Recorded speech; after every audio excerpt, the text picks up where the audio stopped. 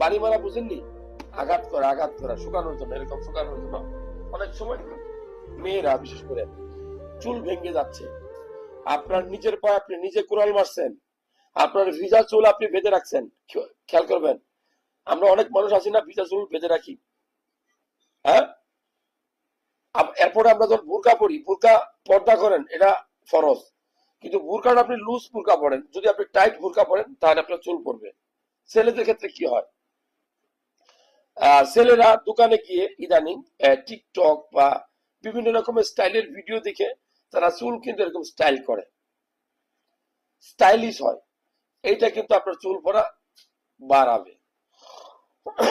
মূলত যে কারণে চুল পড়ে সেটা হলো আপনার টেস্টোস্টেরন হরমোন। আপনার শরীর থেকে যদি টেস্টোস্টেরন হরমোনটা কমে যায়, আমি আবারও বলছি, আপনার শরীর থেকে যদি টেস্টোস্টেরন হরমোন কমে যায় তাহলে আপনার চুল পড়বে।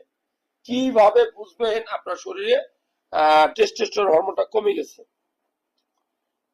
এটা ইম্পর্টেন্ট, যে আপনি কিভাবে বুঝবেন আপনার টেস্টোস্টেরন হরমোনটা কমছে। আপনার শরীরে স্কিনটা রুক্ষ হবে, গিরায় গিরায় ব্যথা করবে, চুল পড়া শুরু হবে, আপনার সেক্স পাওয়ার কমে যাবে।